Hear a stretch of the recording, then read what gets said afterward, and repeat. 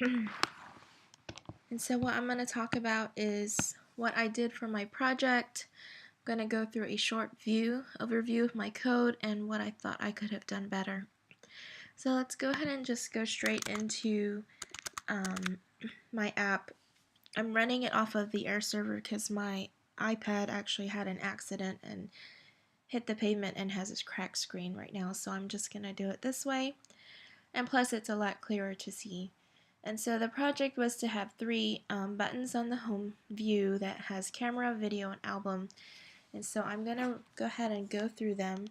And so with our camera, it should pop up our camera, and that is a picture of my bedspread. And so if I hit cancel, it'll tell you that no image was captured.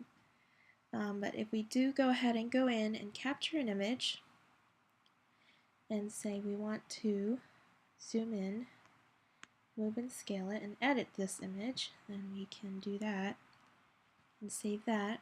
And now we have our two images. One is the regular one is the edited version. And we can hit save, and it'll say, do we want to save this image? Yes. And we can go in, and it does tell you that it's been saved. We can go into our album here and go to our camera roll, and you can see the two images that I had just taken and how they have just been saved. And if we were to take an image, and let's make this slightly different, and let's hit cancel, well then it'll tell you that they were not saved, and you can see here in my roll that they were not saved. And so let's go into the video, and we can do the same. And so with the video, we can shoot some video. We'll let this run for about 5 seconds. And now it's giving us the option to choose, well, right now my air server is trying to play the video, so we'll just hit use. And so it tells you now the video is successfully captured, but it's not saved yet. And we can tell because if we hit cancel, video is not saved. And we go out into our photos.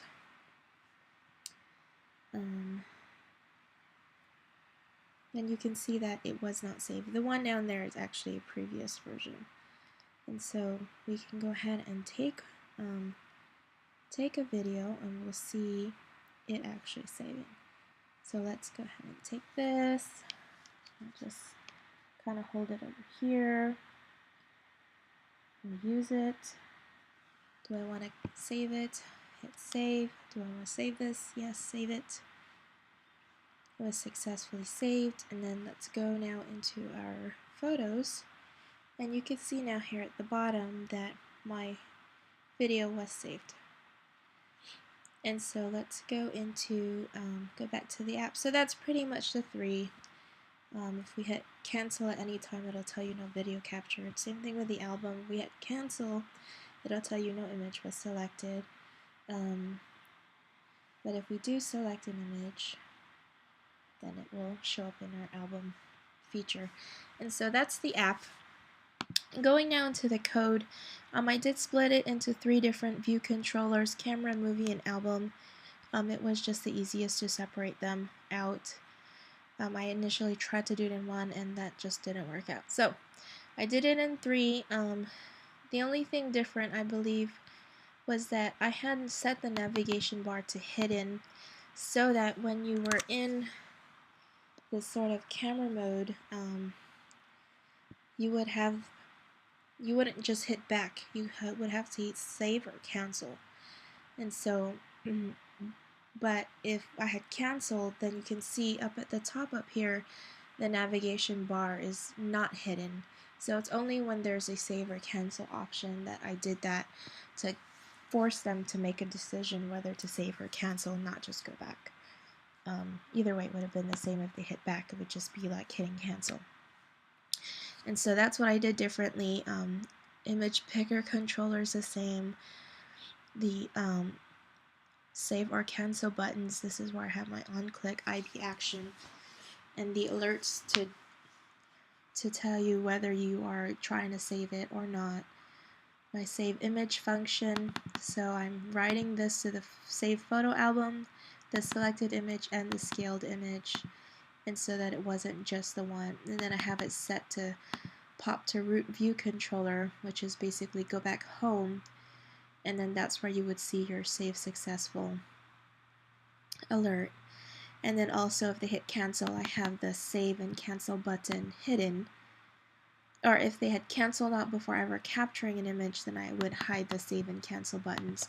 So, because you couldn't do anything without the other one. So that's the same function with the movie view controller.